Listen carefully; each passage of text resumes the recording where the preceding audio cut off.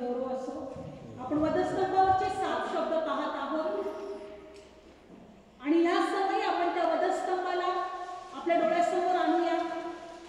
प्रभू येशू ख्रिस्त 2025 वर्षापूर्वी बायबलमध्ये दिलेलं आहे की येरुशलेममध्ये त्या वधस्तंभावर देण्यात आलं आणि वधस्तंभावर असताना बायबलमध्ये दिलेलं आहे की प्रभू रक्ताच्या ओघळमध्ये होता, जखमा त्याच्या अंगावर होत्या, काट्याचा मुकुट प्रभू येशूला घातलेला होता आणि अशा जखमी अवस्थेमध्ये प्रभू येशू वधस्तंभावर असताना प्रभू येशू म्हणत आहे की हे पित्या यांना क्षमा कर, कारण यांना माहित नाही का हे काय करत आहे. विचार करण्यासारखी गोष्ट आहे की परिस्थिती कशी आहे. इतक्या जखमामध्ये, त्रासामध्ये, क्लेशामध्ये, अगदी सहन न करण्याच्या पलीकडे तो त्रास होता. विचार करा, जेव्हा जेव्हा मी प्रभू येशूकडे पाहते, जेव्हा जेव्हा प्रभू येशूविषयी मी ऐकते, जेव्हा जेव्हा प्रभू येशूविषयी मी शिकते, तेव्हा तेव्हा मला एकच गोष्ट वाटतं की ह्या जगामध्ये असा एकही व्यक्ती नव्हता, असा एकही साधू संत नव्हता, देव नव्हता का अशा प्रकारे त्याने मनुष्याला क्षमा प्राप्त करून दिलेली आहे. आज जर मनुष्याला क्षमा प्राप्त करून दिली नसती तर प्रत्येक व्यक्ती नरकात असता, प्रत्येक व्यक्ती सार्वकालिक मरणाच्या वेदनेमध्ये असता, अग्नीमध्ये असता, जिथं दात खाणे, रडणे, किंचाळणे अशा अवस्थेमध्ये तो असता. पण ते मरण प्रभू येशू ख्रिस्ताने वधस्तंभावर आमचं घेतलं आणि आम्हाला त्या नरकापासून त्याने सुटका दिली. बघा, असं जगामध्ये कोणीच नाहीये का तो असा जगाला म्हटलेला आहे का मी तुम्हाला क्षमा देण्यासाठी आलेलो आहे, मला क्षमा करण्याचा अधिकार आहे, मला तुमच्या पापांची क्षमा करायची आहे आणि माझ्याकडे सार्वकालिकाचं जीवन आहे, माझ्याकडे तुमच्यासाठी तारण आहे. जर तुम्ही येशूविषयी जर ऐकलात, प्रभू येशूला समजून घेतलात, खूप जगावेगळा आहे प्रभू येशू. आज आम्हाला प्रत्येकाला सार्वकालिक जीवनाची गरज आहे. प्रेसिद्धांच्या कृतीमध्ये असं दिलेलं आहे का एकच असं नाव आहे प्रभू येशू, त्याच्या नावाशिवाय या पृथ्वीवर तारण नाही. प्रभू येशूच्या नावाशिवाय या पृथ्वीवर तारण नाही. वधस्तंभावर अशा अवस्थेमध्ये असताना प्रभू येशू काय म्हणतोय की हे बाप्पा यांना क्षमा कर.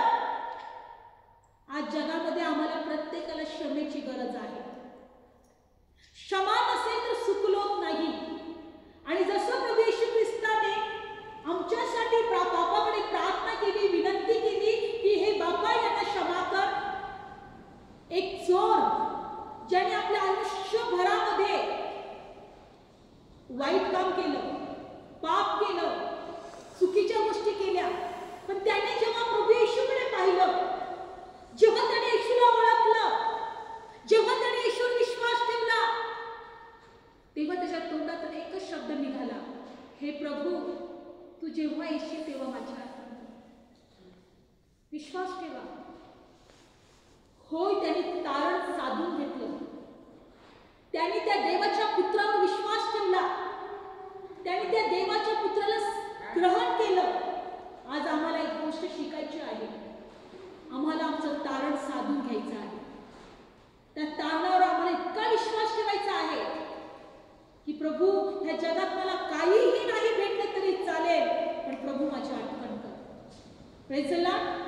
बायबलमध्ये दिले, आपण 3ऱ्या शब्दाकडे येणार आहोत की त्यावेळेस प्रभू येशू ख्रिस्त वधस्तंभावर असताना क्षमा प्राप्त करून दिली, मनुष्याला तारण मिळवून दिलं. पण ज्या वेळेस प्रभू येशू वधस्तंभावर असताना त्याला सर्वात एक महत्त्वाची जबाबदारी आठवली, एक कर्तव्य त्याला आठवलं, ते म्हणजे की माझ्या मरणानंतर माझ्या आईचं काय होईल. समोर त्याची आई रडत होती, ती आक्रोश करत असेल, त्या मुलाचं मरण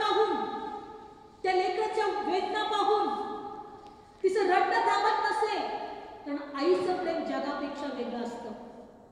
आईची जागा कोणी घेऊ शकत नाही. तिच्या हृदयाचं पाणी पाणी झालं होतं. आपल्या स्वतःच्या लेकराला ती वधस्तंभावर अशा प्रकारचं मरण पाहत होती. विचार करा ती कशा अवस्थेमध्ये होती. पण ती अवस्था फक्त येशूने पाहिली. तिचं हृदय फक्त येशूने पाहिलं. तिच्या हृदयात काय चाललं ते फक्त प्रभूने पाहिलं. ती कशी तळमळत आहे ते फक्त येशूने पाहिलं. आणि येशूला एकच विचार आला, माझ्या आईचं काय होईल? मी गेल्यानंतर माझी आई हे सहन करेल का? माझी आई या सगळ्या गोष्टीची आठवण करून ती जगू शकेल काय? ती पुढे कशी जिवंत राहील? कारण सगळं काही सहन करण्याच्या पलीकडे होतं.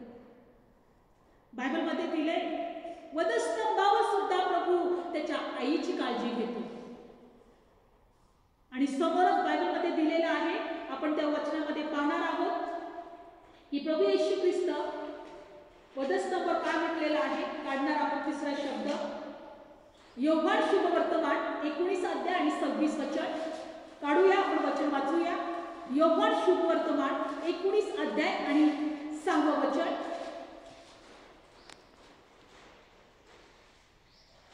वाचा कोणीतरी पटकन. तेव्हा मुख्य याजक 6 वचन. तेव्हा मुख्य याजक कामदार त्याला पाहून मोठ्याने ओरडले. ते म्हणाले, त्याला वधस्तंभी दे, त्याला वधस्तंभी दे. पिलात त्यांना म्हणाला, तुम्हीच त्याला घेऊन वधस्तंभी द्या, कारण मला तर त्यामध्ये काही अपराध सापडत नाही. Praise the Lord. 26 वचन, 19 अध्याय 26 वचन. 26 वचन वाचूया आपण. मग येशूने आपल्या आईला व ज्या शिष्यावर प्रीती करीत असे त्याला जवळ उभे असलेले पाहून आपल्या आईला म्हटले, बाई पहा हा तुझा मुलगा. मग त्याने त्या शिष्याला म्हटले, पहा ही तुझी आई. आणि त्या घटकेपासून त्या शिष्याने तिला आपल्या घरात घेतले. जसं प्रभू येशू ख्रिस्ताने आईकडे पाहिलं आणि तिच्या जवळ असताना त्या शिष्याला पाहिलं, त्या आईला म्हटलं, आई हा तुझा मुलगा आहे. आणि त्या शिष्याला म्हटलं, योहान किंवा त्याचं नाव जे आहे, ही तुझी आई आहे. तुम्ही एकमेकांची काळजी घ्या, तुम्ही एकमेकांवर प्रीती करा. बायबल सांगते की त्या दिवसापासून त्या शिष्याने तिला आपल्या घरात घेतले. विचार करा, तिला आपल्या घरात घेतले असं लिहिलेलं आहे. त्या घटनेपासून त्या शिष्याने तिला आपल्या घरात घेतले. म्हणजे योहानाने, त्या शिष्याने प्रभू येशूच्या आईला त्यानंतर सांभाळले, तिची काळजी घेतली. विश्वास ठेवा, प्रभू येशूला पूर्ण विश्वास होता की माझ्या आईची काळजी घेणारा कोणीतरी आहे, मुलाची जागा घेणारा कोणीतरी आहे. आणि ती जबाबदारी प्रभू येशूने आपल्या शिष्यावर टाकली की जरी मी जिवंत नाही किंवा जरी मी प्रत्यक्षात मी तुम्हाला पाहू शकत नाही, प्रत्यक्षात तुमची काळजी घेऊ शकत नाही किंवा तुम्हाला कोणत्याही ह्या पृथ्वीवर एका मुलासारखा मी तुझ्याबरोबर राहू शकत नाही, पण एक असा आहे का तो तुझी काळजी घे. म्हणून प्रभूचं वचन सांगतं की आई बापावर प्रेम करा. देवाच्या आज्ञा काय सांगतात की आई वडिलांवर तुम्ही काय करा, प्रेम करा, त्यांच्या अधीन राहा. आणि प्रभूने हेही वचन पूर्ण केलेलं आहे, हेही आज्ञा पूर्ण केलेली आहे. होय, आपल्याला सर्वांना माहिती आहे की म्हातारपणामध्ये आई वडिलांना लेकरांची गरज लागते. लेकरांचा आधार त्यांना शोधावा लागतो किंवा घ्यावा लागतो. पण ती जबाबदारी येशूने योहानावर दिली होती. कारण प्रभूची इच्छा आहे का लेकरांनी आपल्या आई वडिलांची जबाबदारी घ्यावी. प्रभूने आपल्याला ती शिकवण लावून दिलेली आहे. लक्षपूर्वक ऐका. आणि म्हणून आपल्याला एक गोष्ट शिकायची आहे की अशा अवस्थेमध्ये वधस्तंभावर असून सुद्धा प्रभू येशू आपल्या आईची काळजी घेत होता, आपल्या आईची जबाबदारी तो पार पाडत होता. आणि तो म्हटलेला आहे त्याच्या शिष्यांना की माझ्या आईची जबाबदारी घ्या किंवा माझ्या आईची काळजी घ्या, माझ्या आईला सांभाळा. प्रेज लॉर्ड, किती महत्वाची गोष्ट आहे. प्रभू आमच्या जीवनाविषयी किती काळजी करणारा आहे हे आपल्याला पाहायला मिळते. प्रेज लॉर्ड, आपण 34 शब्दाकडे जाऊया आणि 4था शब्द काढूया आपण मध्य शुभवर्तमान 24 अध्याय आणि 26 वचन. मध्य शुभवर्तमान 24 अध्याय आणि 26 वचनामध्ये जाऊया आपण. मध्य शुभवर्तमान 24 अध्याय 26 वचन काढलं आपण वचन. 27 अध्याय 26 वचन. 27 अध्याय 26 वचन. तेव्हा त्याने त्यांच्याकरता बरब्बाला सोडून दिले आणि येशूला फटके मारण्यासाठी वधस्तंभावर देण्यात आले. मध्य शुभवर्तमान 46 वचन. 46 माफ करा, 46 वचन. मध्य शुभवर्तमान 27 अध्याय 46 वचन. आणि 90 तासाच्या सुमारास येशूने मोठ्याने आरोळी करत म्हणाला, एलोई एलोई लमा सबक्तनी, म्हणजे माझ्या देवा तू मला का टाकून दिले आहेस. प्रेज लॉर्ड, खूप महत्वाची गोष्ट आहे. प्रभू येशू वधस्तंभावर आहे आणि प्रभू येशूने आपल्या पित्याकडे पाहिलं आणि बायबलमध्ये दिलेलं आहे की त्याच्या पित्याने आपलं तोंड त्याच्यापासून फिरवलेलं होतं. प्रभू येशू आपल्या पित्याला पाहू शकत होता की त्याने मला टाकून दिलेलं आहे. का टाकून दिलेलं आहे? कारण प्रभू येशू ख्रिस्ताने संपूर्ण जगाचे पाप स्वतःवर घेतलेले होते. बायबलमध्ये दिलेलं आहे की परमेश्वर म्हणतो की 158 मध्ये तारण करवत नाही एवढा माझा हातपाय तोडका आहे का, पण तुमच्या पापाने तुम्हाला आणि माझ्यापासून वेगळं केलेलं आहे. बायबल सांगतं की जो देव पवित्र आहे तो एका पापी माणसाला कसं काही जवळ करू शकतोय. जर आम्हाला देवाशी समेट करायचा असेल, जर आम्हाला देवाच्या जवळ जायचं असेल तर आमचे पाप मध्ये येत होते. आम्ही देवाजवळ जाऊ शकत नव्हतो. बायबल सांगतं की याजकच फक्त एक रोज मंदिरात जाणारा याजक आणि मुख्य याजक जो वर्षभरातून एकदा आमच्या सर्वांच्या पापाचं प्रायचित्त घेऊन त्या परम पवित्र स्थानात जायचा. रोजचा याजक पवित्र स्थानात जायचा आणि मुख्य याजक वर्षातून एकदाच परम पवित्र स्थानात तेही रक्त घेऊन जायचा मंदिरामध्ये. मग जर त्या मंदिरामध्ये परम पवित्र स्थानात जाण्यासाठी मुख्य याजक एकदाच जात होता आणि सर्व लोक बाहेर फक्त मंदिराच्या बाहेर थांबत होते कारण त्यांना परवानगी नव्हती त्या पवित्र स्थानात परम पवित्र स्थानात जाण्याची.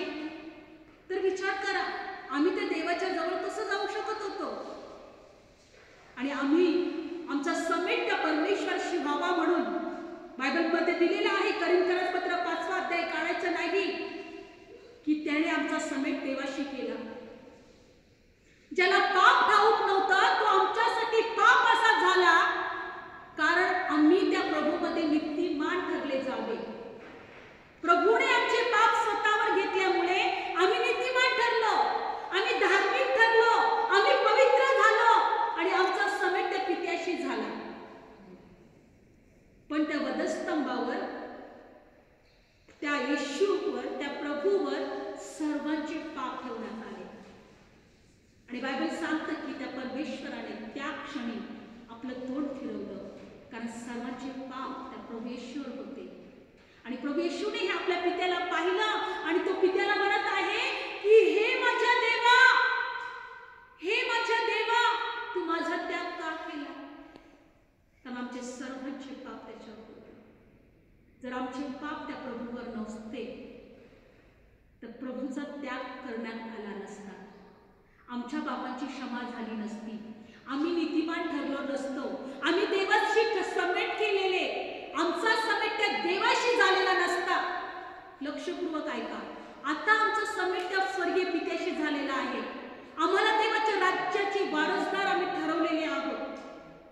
जेव्हा जेव्हा तुम्ही त्या वधस्तंभाकडे पाहाल, ते वधस्तंभ म्हणजे आमच्या पापांची क्षमा आहे, आमच्या सार्वकालिकाचं चिन्ह आहे, आमचं तारण आहे, आमच्या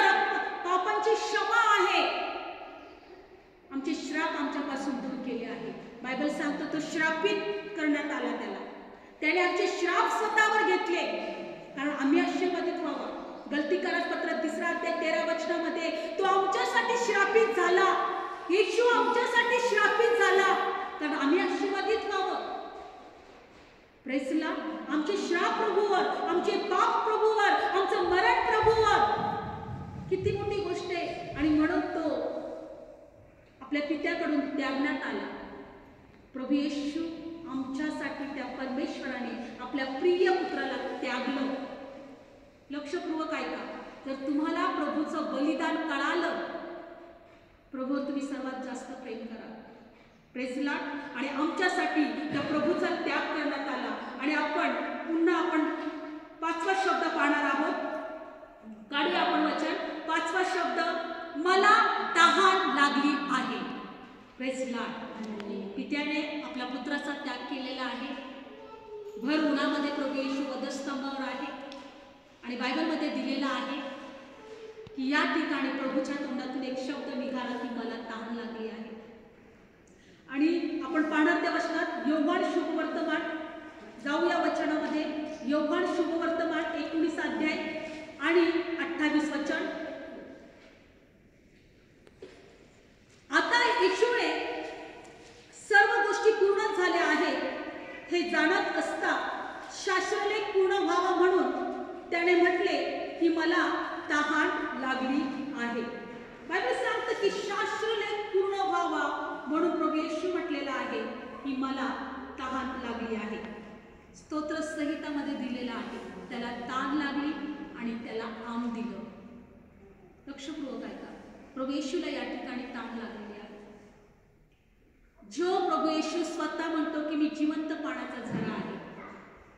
जो प्रभू येशू त्या शोमरोणी स्त्रीला म्हटला योहान 4 अध्यायामध्ये की तू जर माझ्याकडे पाणी मागितलं असतं तर मी तुला जिवंत पाणी दिलं असतं आणि तुला कधीही तहान लागली नसती. जो प्रभू योहान 7:37 मध्ये म्हणतो की जो कोणी ताणलेला आहे त्याने माझ्याकडे या आणि माझ्यातून प्या. जो माझ्यावर विश्वास ठेवील, शास्त्रलेखाने सांगितल्याप्रमाणे त्याच्यामधून जिवंत पाण्याच्या नद्या वाहतील. त्या प्रभूला वधस्तंभावर तहान लागली. Praise the Lord. होय, बायबल सांगतं की जो कोणी ताणलेला आहे तो तृप्त केला जाईल. आज येशूला असं वाटत आहे की हे जगामध्ये लोकांना धार्मिकतेची तहान लागावी, पापाचा त्याग करण्याची तहान लागावी, देवाची तहान लागावी, नीतिमत्वाची तहान लागावी. प्रभू येशू म्हणत आहे की मला तहान लागलेली आहे. प्रभूला तहान लागली आहे या संपूर्ण जगाला वाचवण्याची. प्रभूला तहान लागलेली आहे ह्या हरवलेल्या आत्म्यांची. प्रभूला तहान लागलेली आहे जे लोक नाशाच्या मार्गात चालले आहेत, जे त्या दलदलीमध्ये चाललेले आहेत, नरकात चाललेले आहेत, अग्नीमध्ये चाललेले आहेत, त्यांना सोडवण्याची तहान लागलेली आहे. आज प्रभूची तहान एकच आहे की जो कोणी माझ्यावर विश्वास ठेवी त्याला मी तहान देईन. प्रभूची तहान, जो जिवंत पाण्याचा झरा आहे त्याला तहान कशी लागू शकते? जो स्वतः जीवनाचं पाणी आहे त्याला तहान कशी लागू शकते? पण त्याला तहान लागलेली आहे जे हरवलेले आहेत त्याला शोधण्याची, जे आत्मे नाश पावत आहे त्यांना तारण देण्याची. आज आम्ही हे ठरवू शकतो की प्रभू मला तुझी तहान भागवायची आहे. मला तुझी तहान भागवायची आहे. मला तुझी इच्छा पूर्ण करायची आहे. मला तुझ्यासाठी जगायचं आहे. मला हरवलेले आत्मे तुझ्याकडे आणायचे आहे. कारण एकाचाही नाश होऊ नये, प्रभूची एकच इच्छा आहे. लक्षपूर्वक ऐका. जर तुम्ही अग्नीच्या जवळ असाल तर तुम्हाला तहान लागेल. तुम्ही भर उन्हामध्ये असाल तर तुम्हाला तहान लागेल. कडक उन्हामध्ये तुम्हाला जास्त तहान लागते. पावसाळ्यात किंवा थंडीमध्ये आम्हाला जास्त तहान लागत नाही, पण कडक उन्हाळ्यामध्ये जास्त तहान लागते. अग्नीजवळ आम्हाला तहान लागते. मग त्या सार्वकाच्या नरकामध्ये किती लोकांना तहान लागेल? अधोलोकामध्ये तो धनवान गेला, त्याला याच्या घोषाला एवढी पोरं तो त्या अब्रामाला म्हणतोय, हे अब्रामा, हे माझ्या बापा, त्या लाजरला पाठवला, त्याची करंगली बुडवेल आणि माझ्या जिभेवर तो पाणी टाकेल. त्यांनी आमच्यासाठी ते मरण घेतलं, ते नरक घेतला, ती तहान त्या प्रभूला लागली. Praise the Lord. सर्व काही जे आम्ही भोगणार होतो ते प्रभू येशूने त्या वधस्तंभावर भोगलेलं आहे. आम्हाला ताण लागू नये म्हणून त्याने स्वतः ताणेला झाला. त्या अधोलोकामध्ये त्या धनवान तो ताणेला झाला, त्याची जीभ कोरडी पडली, तो तळमळत होता पाण्यासाठी. आम्ही त्या अधोलोकात तळमळू नये म्हणून त्या वधस्तंभावर त्या प्रभू येशूला ताण लागली. सर्व आम्हाला जे काही आम्हाला त्रास सहन करावा लागणार होता ते येशूने त्या वधस्तंभावर सहन केलेला आहे. लक्षपूर्वक ऐका. आणि म्हणून तो प्रभू म्हटला की मी तुम्हाला सार्वकालिक जीवनाचं पाणी दिलेलं आहे, कारण तुम्हाला ताण लागू नये. पण त्या प्रभूला ताण लागली ना, आम्हाला ताण लागू नये म्हणून त्या प्रभूला तर ताण लागली ना. आमचं कसं पूर्ण होऊ नये त्या अधोलोकामध्ये, त्या प्रभूचं कसं पूर्ण झालं ना. कधी ओळखाल त्या प्रभूला, कधी समजणार त्या प्रभूला, कधी विश्वास ठेवल त्या प्रभूवर. मला तहान लागली. प्रभूची तहान आम्ही पाहू शकतो. प्रभूची तहान आम्ही भागू शकतो. लोकांसाठी प्रार्थना करा जे नरकात जात आहे, जे नाशाच्या मार्गावर आहे. तो जगावर प्रेम करणारा देव. प्रभूची ताण आम्ही भागू शकतो. आपण दुसऱ्या शब्दामध्ये जाऊया. 6व्या शब्दामध्ये योहान शुभवर्तमान, योहान शुभवर्तमान 6वा शब्द. योहान शुभवर्तमान 6वा शब्द काढूया आपण. धन्यवाद प्रभू. योहान शुभवर्तमान 6वा अध्याय, 6वा शब्द, 4था अध्याय आणि 34 वचन. 4था अध्याय आणि 34 वचन काढूया आपण. येशूने त्यांना म्हटले, योहान शुभवर्तमान 4था अध्याय 34 वचन.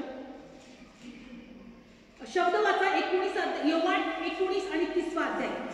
योहान 19 आणि 30वा अध्याय. मग ते नगरातून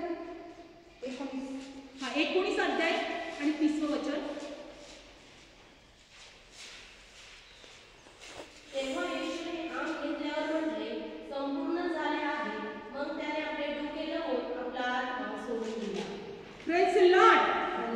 बायबल सांगतं की तेव्हा प्रभू येशू ख्रिस्ताने काय म्हटलं की पूर्णच झाले आहे.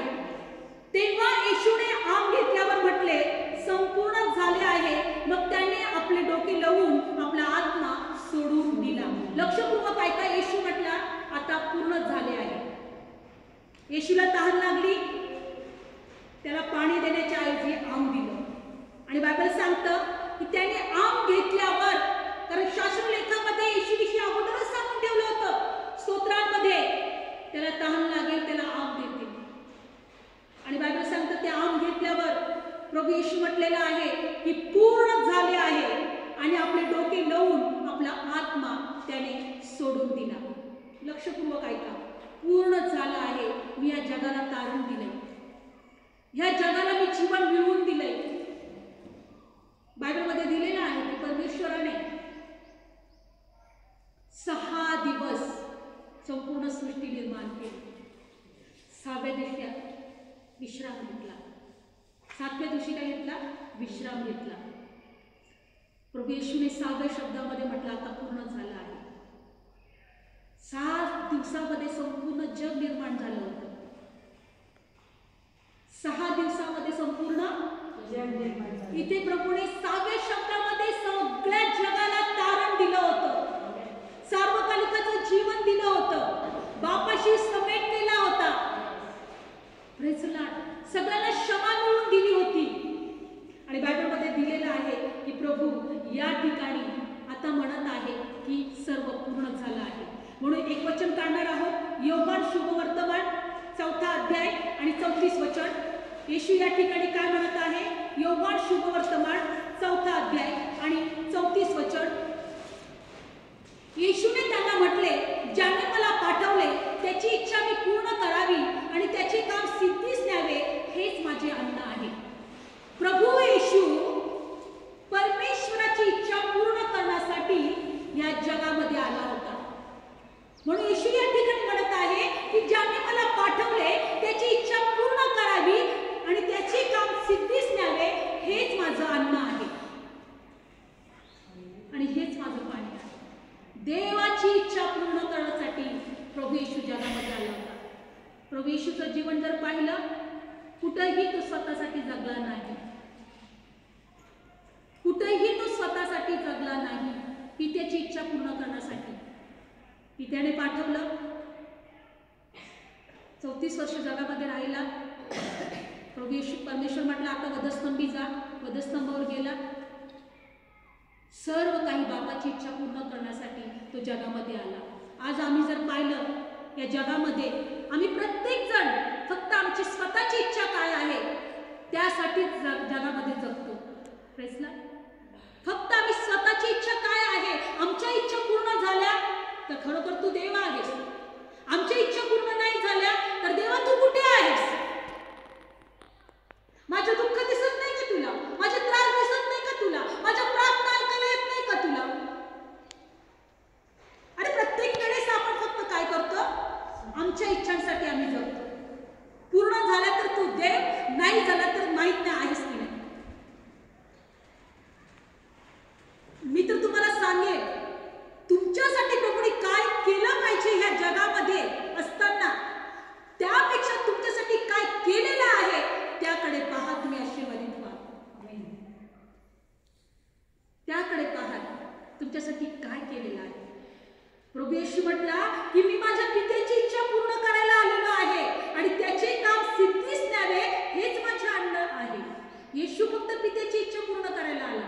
वधस्तंभावर त्याने आमची क्षमा प्राप्त करून दिली. आमचा समेट देवाशी केला. आम्हाला सार्वकालिकाचं जीवन दिलं. आम्हाला देवाच्या राज्याची वारसदार होण्याचा अधिकार दिला. आम्हाला देवाचे लेकरं होण्याचा अधिकार दिला. ज्या देवाच्या जवळ आम्ही जाऊ शकत नाही, आमचा समेट त्याच्या मरणाच्या द्वारे त्याने करून आणला आणि सगळं काही पूर्ण झालं होतं. ज्या मनुष्याला, ज्या आदामामुळे मरण आलं, प्रभू येशू ख्रिस्तामुळे जीवन आलं. ते जीवन प्राप्त करून त्या प्रभूने आम्हाला दिलं. सर्व काही पूर्ण झालं होतं. पण त्या पूर्णतेवर आमचा विश्वास पाहिजे, आमची दृष्टी पाहिजे, आमचं कान पाहिजे. सर्व काही पूर्ण झालं. संपूर्ण सृष्टी प्रभूने, परमेश्वराने 6व्या दिवसात पूर्ण केली आणि वधस्तंभावर 6व्या शब्दामध्ये प्रभू म्हणतो सगळं काही पूर्ण झालंय.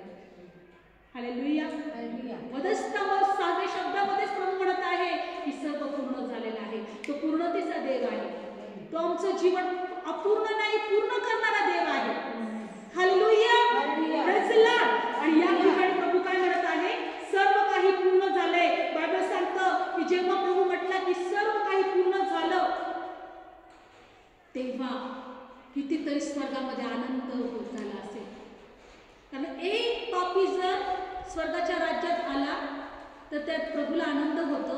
संपूर्ण जगाला क्षमा प्राप्त झाली होती. संपूर्ण जगाला देवाने सार्वकालिकाचं जीवन दिलं होतं. तर स्वर्गाच्या राज्यात किती आनंद झाला असेल. Praise the Lord. आणि म्हणून आज आम्हाला पुढचा शब्द पाहणार आहोत. लूक शुभवर्तमान. काढूया वचन. हे बापा, लूक शुभवर्तमान. धन्यवाद येशू. लूक शुभवर्तमान 23वा अध्याय. लूक शुभवर्तमान 23वा अध्याय मध्ये जाणार आहोत आपण. आपण आज वधस्तंभच पाहत आहोत. प्रभूने आमच्यासाठी काय केलं आहे ते आपण अनुभवत आहोत आणि तेही अशा अवस्थेमध्ये असताना, क्लेशामध्ये असताना, त्रासात असताना प्रभू येशूने आमच्यासाठी सर्व काही पूर्ण केलेलं आहे. लूक शुभवर्तमान 23 अध्याय 46 वचन. 46 वचन. आणि येशू मोठ्याने ओरडून म्हणाला, हे बापा, मी आपला आत्मा तुझ्या हातात सोपवून देतो. आणि असे बोलून त्याने प्राण सोडून दिला. Praise the Lord. बायबल सांगतं की प्रभू येशू म्हटला की मी माझा आत्मा तुझ्या हातात सोपवतो. आमचा आत्मा कुणाच्या हातात सोपवणार आहे? सैतानाच्या की देवाच्या? लक्षपूर्वक ऐका. जर तुम्ही प्रभू येशूवर पूर्ण विश्वास ठेवून जगत असाल तर तुमचा आत्मा त्या देवाच्या हातात सोपवा. स्तेफन हा प्रभू येशू ख्रिस्ताचा शिष्य होता. त्याला दगडाने ठेचून मारलं आणि तो सुद्धा म्हटला की माझा आत्मा प्रभू तुझ्या हातात सोपवतो. मनुष्यच नाही, स्तेफन पण. त्यांनी आकाश उघडलेलं पाहिलं, त्यांनी देवाचा पुत्र सिंहासनावर बसताना पाहिला आणि तो म्हणतो की मी देवाच्या पुत्राला पाहत आहे मरायच्या वेळेस. लक्षपूर्वक ऐका. आमचा आत्मा आमच्या हातात आहे, कुणाच्या हातात सोपवायचं. म्हणून आमचा आत्मा आम्ही देवाच्याच हातात सोपवला गेला पाहिजे, ही जबाबदारी आता आमची आहे. लक्षपूर्वक ऐका. बायबलमध्ये दिलेलं आहे की प्रभू येशूने आपला आत्मा त्याच्या हातात सोपवून दिला. आमचे एक सिस्टर आहेत, पारधी सिस्टर म्हणून. मला खूप आश्चर्य वाटतंय. गेल्या महिन्यामध्ये त्यांचे वडील वारले. खूप चांगले होते ते. त्यांच्या मुलीच्या घरी आले, 2 दिवस तिथे राहिले. मुलीने खूप चांगला पाहुणचार केला. शेजारी चर्च आहे, त्या चर्चमध्ये ते गेले, गुडघे टेकून प्रभुभोजन घेतलं आणि अचानक त्यांना त्रास झाला. दवाखान्यात नेलं आणि दवाखान्यामध्ये त्यांना काहीतरी वेदना होत होत्या. त्यांनी त्यांचा हात त्या छातीला लावला होता. पण ज्या वेळेस त्यांची मुलगी त्यांना म्हणत होती, दादा तुम्हाला काही होणार नाही, दादा तुम्हाला काही होणार नाही, ते बघत होते की माझ्या मुलीला खूप त्रास होईल जर मी तिला दाखवलं तर मला त्रास होते म्हणून. आणि हा हात असाच होता, तर काही होत नाही मला, काही होत नाही मला. पण ज्या वेळेस त्यांचा मुलगा श्रीरामपूरमध्ये होता, तो श्रीरामपूरमध्ये असलेला मुलगा जेव्हा त्यांच्या समोर आला त्याच वेळेस त्यांनी पूर्ण शांत झाले. त्यांनी स्वतःला रोखून ठेवलं होतं. माझा मुलगा अजून आला नाही आणि मी जर अशा त्रासामध्ये मी जर अंग टाकलं तर माझ्या मुलीला किती त्रास होईल. ते मेले नव्हते, पण त्यांनी शांत राहिले ते आणि लगेच त्यांना व्हेंटिलेटरवर ठेवलं. तुमचं नियंत्रण आमच्या हातामध्ये आहे. लक्षपूर्वक ऐका. आम्ही मरताना सुद्धा आमचा आत्मा त्या देवाच्या हातात सोपून द्यायला शिकलं पाहिजे. प्रभू माझा आत्मा तुझ्या हातात सोपून देतो. आमचा आत्मा कुणाच्या हातात सोपवला जाणार आहे याची आम्हाला हे जाणीव ठेवली पाहिजे. स्तेफनचं उदाहरण घ्या आणि जसा प्रभूने आपला आत्मा त्या परमेश्वराच्या हातात सोपून दिला, बायबलमध्ये असं दिलेलं आहे की परमपवित्र स्थानाचा पडदा खालपासून वरपर्यंत फाटला. खालपासून असं वरपर्यंत फाटला. बायबलमध्ये दिलेलं आहे. काढू आपण वचन. लूक शुभवर्तमानमध्ये आपण काढलं. लूक शुभवर्तमानमध्ये बायबल सांगतं की आपला आत्मा जसा सोपवला त्याच वेळेस हा पडदा फाटण्यात आला आणि बायबलमध्ये दिलेलं आहे की आम्हाला परम पवित्र स्थानात जाण्याचा अधिकार मिळाला. मत्ती शुभवर्तमानमध्ये आहे का बघूया आपण. जसा प्रभू येशू म्हटला की माझा आत्मा मी तुझ्या हातात सोपून देतो, परम पवित्र स्थानाचा पडदा फाटण्यात आला. काढूया आपण वचन. आणि त्याच वेळेस बायबलमध्ये दिलेलं आहे की जे लोक मेलेली होते त्यांचे थडगे उघडले गेले. आणि बायबलमध्ये दिलेलं आहे की मेलेली लोक सुद्धा उठवली गेली. Praise Lord. मत्तेमध्ये आहे किती वचनात? 27. 27 काढा.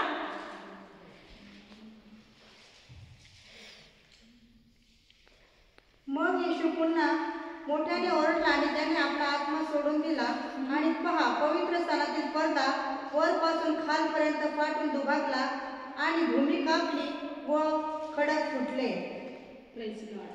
मग येशूने मोठ्याने ओरडला, त्याने आपला आत्मा सोडून दिला आणि पहा पवित्र स्थानातील पडदा वरपासून खालपर्यंत फाटून दुभागला आणि भूमी कापली, खडक फुटले, थडगी उघडली गेली. झोपी गेलेले पवित्र लोकांची पुष्कळ शरीरे उठवली गेली आणि ते उठल्यानंतर थडग्यातून ते निघून बाहेर आले आणि पवित्र नगरात जाऊन पुष्कळांच्या दृष्टीस पडले.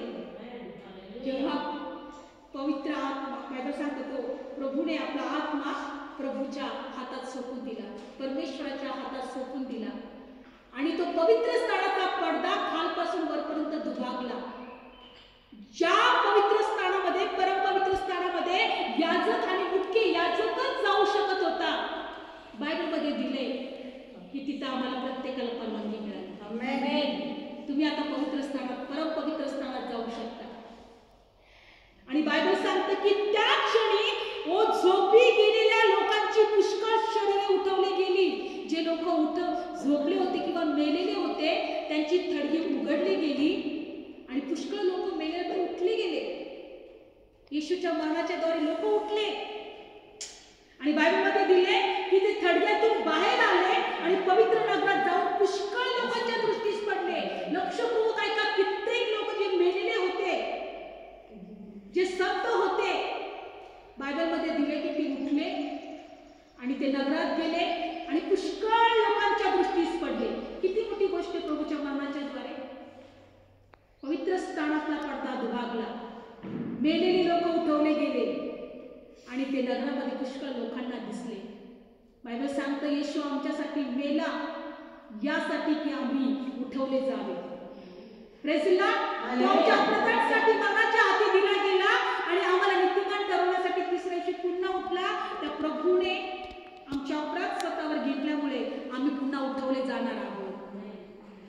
आणि बायबल सांगतं की आम्ही पुनरुत्थान झाल्यानंतर आम्हाला गौरवी शरीर प्राप्त होणार आहे. ते देवदूतांसारखे असणार आहे. लक्षपूर्वक ऐका. पुढच्या युगामध्ये आम्ही एक लेडीज किंवा एक स्त्री किंवा पुरुष किंवा लहान लेकरं किंवा मोठे लेकरं असणार नाही.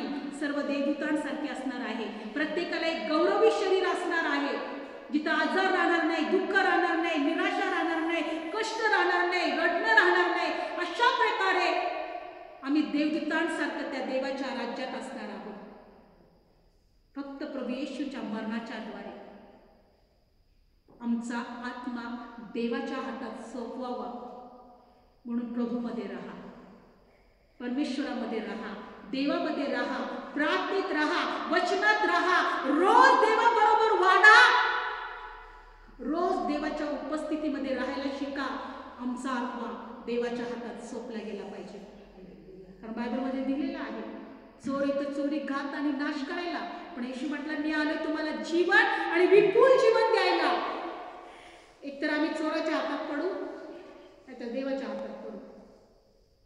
ठरवायचंय कोणाच्या हातात पडायचं ते. आमचा आत्मा देवाच्या हातात सोपवला पाहिजे. म्हणून आम्हाला जोपर्यंत आम्ही जिवंत आहोत देवाच्या उपस्थितीमध्ये आम्हाला ठेवलं पाहिजे. जे देवाच्या उपस्थितीत आम्हाला राहिलं पाहिजे. अशी कितीतरी कठीण परिस्थिती आमच्या जीवनात येतील, आमचा विश्वास डगमगेल, आम्हाला विश्वासातून खाली पडावं लागेल. कितीतरी वेळ अशी येईल की आम्हाला प्रार्थना करायची इच्छा होणार नाही, वचन वाचायची इच्छा होणार नाही, देवाच्या उपस्थितीत येण्याची इच्छा होणार नाही. असे कितीतरी लोकांकडे आम्ही पाहू, अरे काय गरज आहे एकत्र जाण्याची, अरे कशाला ह्या लोकांच्या बरोबर राहायचं, माझं मी एकटा बरं आहे. जिथं एकटा असं तिथं सैतान धरतं बरं का. हवेला त्याने एकटा बघूनच धरलं. आदाम असतं तर तो तिला भुलू शकला नसता. एकटं मनुष्याला तो सहज पकडतो. म्हणून मंडळी ठेवलेली आहे. मंडळीमध्ये प्रभू म्हणतो मी तुझा मस्तक आणि तुम्ही माझी शरीर आहात. लक्षपूर्वक ऐका. येशू येईपर्यंत आपल्याला स्वतःला जागृत ठेवायचं आहे आणि आपला आत्मा देवाच्या हातात सोपवायचा आहे. Praise the Lord. आणि प्रभूने सर्व काही पूर्ण केलेलं आहे. डोळे बंद करूया. धन्यवाद येशू. डोळे बंद करूया. या 7 वधस्तंभाच्या शब्दांद्वारे परमेश्वर तुम्हाला आशीर्वादित करो. धन्यवाद येशू. धन्यवाद येशू. तू आम्हाला खरोखर दे बाप्पा सर्व अपराधांची क्षमा करू. आम्हाला देवा तुझ्या राज्यात घेतलं. आमचा समेट पित्याशी करून दिला. आमचं मरण, आमचे श्राप, आमचे सर्व आजार तू स्वतःवर घेतले. आम्ही त्या वधस्तंभाकडे पाहतो. त्या वधस्तंभाची आठवण करतो प्रभू. त्या वधस्तंभावर तू म्हटला सर्व पूर्ण झाला आणि आपला आत्मा तू आपल्या बापाच्या हातात सोडून दिलास. तू आपल्या बापाची इच्छा पूर्ण करण्यासाठी ह्या जगात आला आणि त्या बापाचं काम तू सिद्धीच नेलं प्रभू. संपूर्ण जगाला तू तारण देऊन मिळवून दिलं माझ्या देवा. आम्ही तुझे उपकार मानतो देवा. इथं तुझ्या लेकरांना त्यांनी तुझे 7 शब्द वधस्तंभावरचे ऐकलेले आहेत. हे देव बाप्पा तुझी लेकरं आहे, त्यांना तू इथे घेऊन आलेला आहे. कारण त्याने तुझी वाणी ऐकावी, त्यांनी तुला ओळखावं, तुझं प्रेम त्यांनी ओळखावं, तुझं जीवन त्यांना प्राप्त व्हावं. या प्रत्येक तुझ्या लेकराला आशीर्वाद देते. तू येईपर्यंत त्यांना जागृत ठेव, प्रार्थनेत ठेव, वचनात ठेव. त्याच्या जीवनाद्वारे तुझं गौरव होते. तुझ्या लेकरांच्या इच्छा पूर्ण कर. दीर्घ आयुष्य, चांगली वयोवृद्धी आणि शांती तुझ्या लेकरांसाठी मी स्वीकारते. तुझं जीवन तुझ्या लेकरांसाठी स्वीकारतो. तुझ्या लेकरांना आशीर्वादित कर. आम्हाला प्रत्येकाला आशीर्वादित कर. प्रभू येशूच्या नावात प्रार्थना करतो. आमेन. Praise the Lord.